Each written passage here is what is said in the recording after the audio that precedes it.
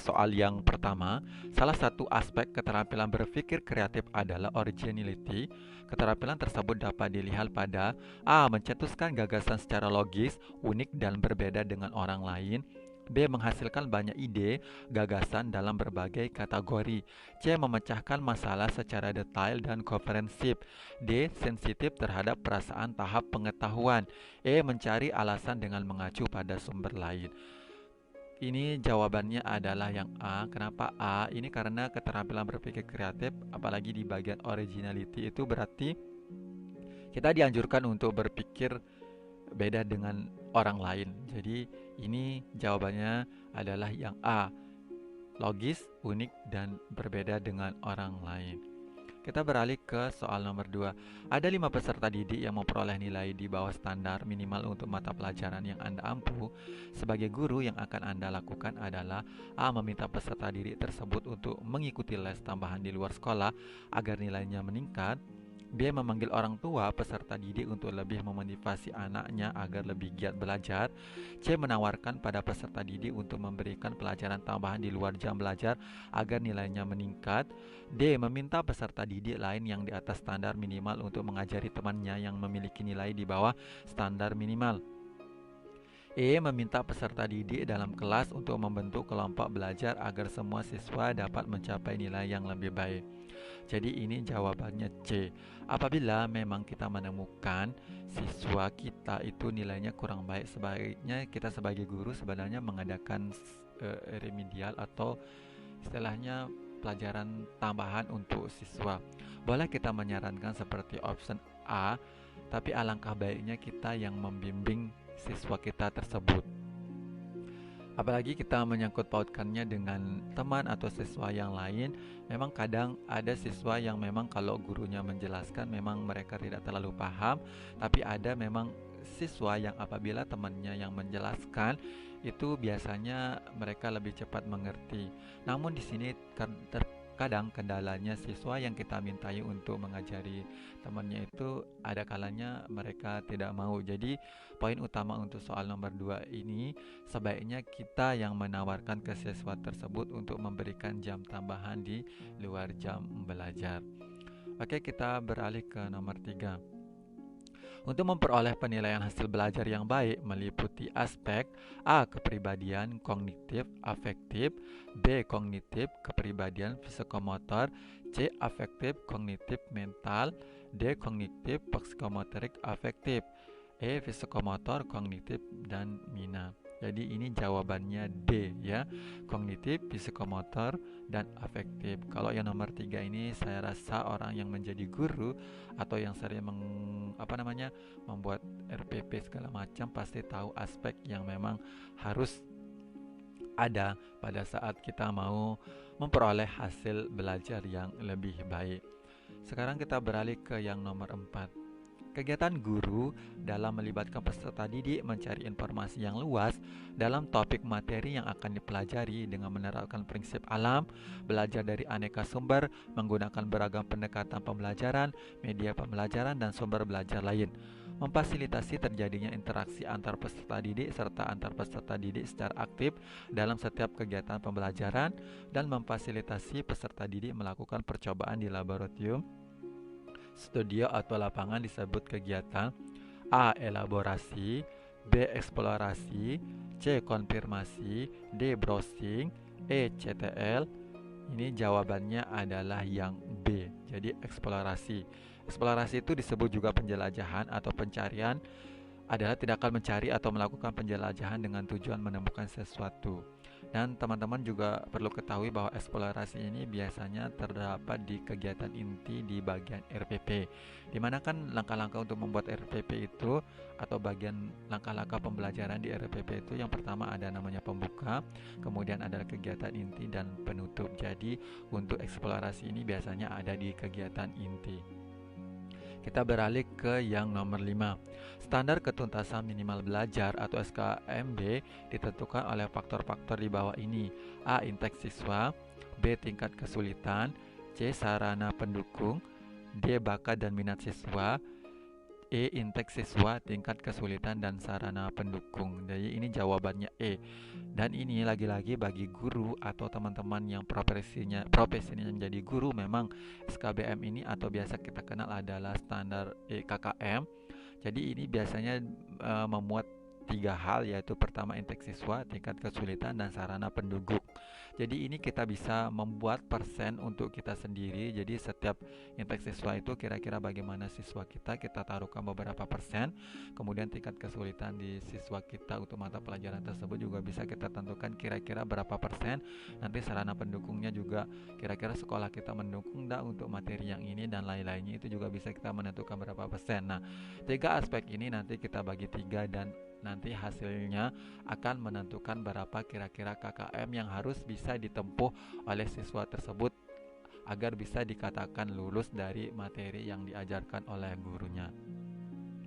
Kita beralih ke yang nomor 6. Upaya memudahkan penetapan materi pembelajaran dapat mengacu pada rumusan: A. Kompetensi dasar, B. Standar kompetensi, C. Indikator, D. Metode pembelajaran, E. Sumber belajar. Jadi ini jawabannya adalah A, yaitu kompetensi dasar. Ya, jadi di kompetensi dasar itu memang ada penetapan materi-materi yang akan disampaikan. Jadi ini pedagogiknya kayaknya lebih mengarah banyak ke pembuatan RBP dan semacam lainnya, istilahnya administrasi untuk proses belajar mengajar. Kita beralih ke nomor 7. Dalam kaitannya dengan upaya untuk memotivasi belajar siswa dan agar proses pembelajaran berlangsung efektif, maka guru perlu mengacu pada A. Metode pembelajaran, B. Pendekatan pembelajaran, C. Strategi pembelajaran, D. Gaya pembelajaran, E. Kemampuan belajar.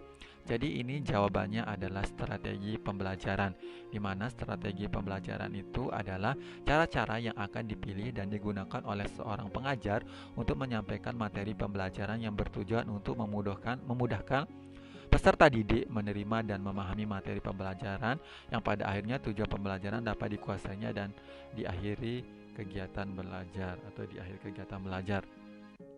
Jadi teman-teman juga perlu lebih tahu tentang ini ya, maksudnya metode, pendekatan, strategi, model, dan beberapa itu ternyata pengertian dari kata ini itu berbeda, dan alangkah malangnya kebanyakan kita sebagai guru itu kadang menyamakan di antara metode, pendekatan, strategi, atau model dalam pembelajaran. Bahkan ada juga beberapa yang guru atau kita itu tidak bisa membedakannya. Jadi perlu kita pelajari secara detail perbedaan-perbedaan dari metode, pendekatan, strategi, dan model atau yang lainnya. Kita beralih ke nomor 8. Jadi nomor 8 ini adalah standar penilaian pendidikan diatur dalam Permendikbud RI nomor A22 tahun 2016, B23 tahun 2016, C24 tahun 2016, D25 tahun 2016, E26 tahun 2016. Dan ini jawabannya adalah yang B. Dan di sini sudah saya memaparkan bahwa nomor 22 tahun 2016 itu terkait dengan standar proses pendidikan dasar dan menengah, dan 23 tahun 2016 ini tentang penilaian hasil belajar. Kemudian yang nomor 24 itu tentang RPP. Kemudian yang 25 itu tentang perhitungan harga eceran buku. Kemudian nomor 26 itu tentang standar isi, ya. Sekarang kita beralih ke nomor 9. Guru profesional dituntut memahami karakteristik peserta didiknya agar dapat mencapai hasil yang optimal. Hal ini merupakan implementasi dari A. Kompetensi kepribadian, B. Kompetensi profesional, C. Kompetensi pedagogik, D. Kompetensi sosial, E. Kompetensi akademik. Jadi ini jelas jawabannya adalah yang C, yaitu kompetensi pedagogik, di mana kompetensi pedagogik itu adalah kemampuan pemahaman terhadap peserta didik, perancangan dan pelaksanaan pembelajaran, evaluasi hasil belajar, dan pengembangan peserta didik untuk mengaktualisasikan berbagai potensi yang dimilikinya. Jadi sebagai guru harus kita memiliki yang namanya kompetensi pedagogik supaya kita lebih memahami tentang karakter setiap peserta didik. Berikutnya kita mulai ke nomor 10. Upaya guru dalam memanfaatkan hasil analisis untuk menentukan ketuntasan belajar antara lain sebagai berikut. A. Menentukan kriteria keberhasilan belajar. B. Mengklasifikasi siswa berdasarkan hasil capaian belajarnya. C. Mencari letak kelemahan secara umum dilihat dari kriteria keberhasilan yang diharapkan. D. Merencanakan pengajaran remedi. E. Mengadakan tes remedi. Jadi ini jawabannya adalah C. Nah, apabila kita sudah memiliki hasil, misalnya kayak ulangan, kemudian kita mendapatkan hasil, kemudian kita menganalisis. Tentunya kalau kita yang sudah belajar tentang eh, terkait dia dengan evaluasi pembelajaran ini perlu kita menilai teks atau post test yang kita lakukan ke siswa itu. Istilahnya kita menganalisis soal-soal itu, kira-kira bagian mana soal yang semua siswa dianggap sulit. Makanya di sini kita mencari letak kelemahannya dulu, instrumen berupa post test yang kita lakukan untuk memberikan tes kepada siswa. Jadi untuk yang A ini biasanya untuk menentukan kriteria keberhasilan belajar ini biasanya kita harus melihat dari KKM-nya dulu. Nah, kalau ini kan gampang. Kalau KKM-nya misalnya 70, ada siswa yang mendapatkan nilai di bawah 70, tentu kita sudah mengatakan bahwa siswa tersebut tidak berhasil. Apalagi kita lihat misalnya 60 dari 100 siswa misalnya. Ini sudah jelas bahwa tidak ada keberhasilan dalam belajar. Kemudian kalau kita mengklasifikasikan siswa berdasarkan hasil capaian belajarnya, ini juga mungkin membutuhkan waktu yang banyak, atau istilahnya kita juga harus lebih detail, kita juga melakukan observasi segala macam, baru kita bisa mengklasifikasikan siswa berdasarkan hasil capaian belajarnya. Jadi yang untuk yang C ini biasanya untuk pilihan ganda itu, makanya diperlukan istilahnya soal itu ada yang valid, kemudian taraf kesukarannya itu kira-kira nomor berapa, kemudian daya bedanya itu berapa. Jadi nanti soal yang paling banyak tidak dibisai oleh siswa, berarti bagian materi tersebut yang tidak dimengerti oleh siswa. Dan bagian D dan yang E ini tentu kalau sudah siswa tidak lulus atau tidak bisa di atas KKM untuk ulangannya, tentu ini akan kita lakukan yang namanya remedi.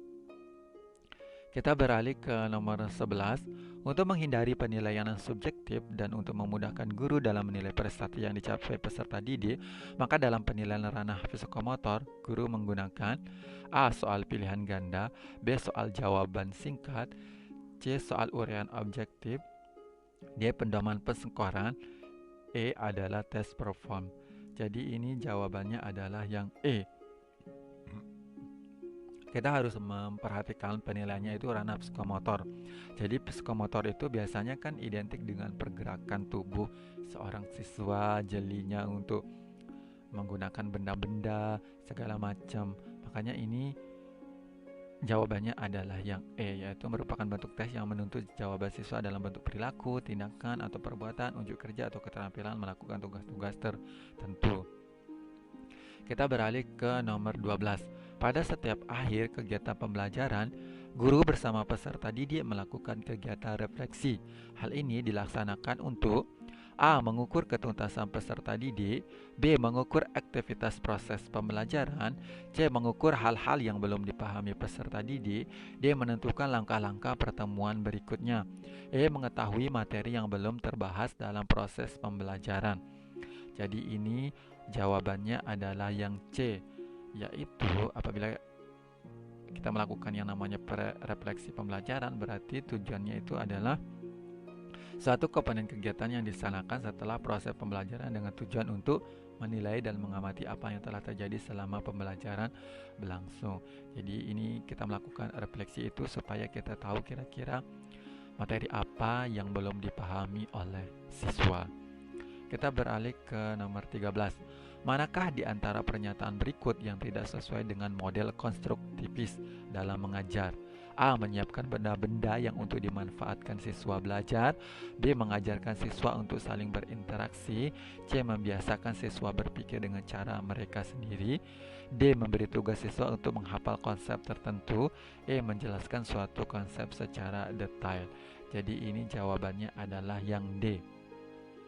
Di mana model konstruktivis itu adalah suatu proses belajar mengajar di mana siswa sendiri aktif secara mental, membangun pengetahuannya yang dilandasi oleh struktur kognitif yang dimilikinya.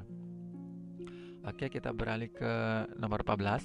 Pandangan belajar sebagai perubahan tingkah laku yang relatif permanen merupakan pandangan belajar yang dipergunakan oleh teori belajar A. Behaviorisme, D. Kognitivisme, C. Kognitivisme, D. Konstruktivisme, E. Humanisme. Jadi ini jawabannya adalah yang A, yaitu behaviorisme, di mana behaviorisme itu adalah teori perkembangan perilaku yang dapat diukur, diamati, dan dihasilkan oleh respon pelajaran terhadap rangsangan. Berikutnya kita beralih ke nomor 15. Pada saat melaksanakan proses pembelajaran, guru harus mempertimbangkan aspek perkembangan siswa. Salah satu aspek perkembangan siswa yang harus diperhatikan yaitu perkembangan motoriknya. Perlakuan guru dalam proses pembelajaran yang mempertimbangkan aspek motorik siswa adalah A. Guru membagi kelompok siswa berdasarkan usia, B. Guru membagi kelompok siswa berdasarkan jenis kelamin, C. Guru membagi kelompok siswa berdasarkan kecerdasan, D. Guru membagi kelompok siswa berdasarkan kemampuan kerja, E. Guru membagi kelompok siswa berdasarkan undian. Jadi ini jawabannya adalah yang D. Yang perlu kita perhatikan adalah di sini adalah aspek motorik, di mana aspek motorik itu adalah proses tumbuh kembang kemampuan gerak seorang anak. Jadi yang perlu kita perhatikan adalah gerak atau perilaku atau istilahnya gerak anggota tubuh. Nah, di sini yang tepat adalah yang D, yaitu guru membagi kelompok siswa berdasarkan kemampuan kerja. Jadi biasanya ini istilahnya kayak praktik atau bisa membuat tugas, kemudian dia bisa mengerjakan dengan dirinya sendiri juga bisa, ya.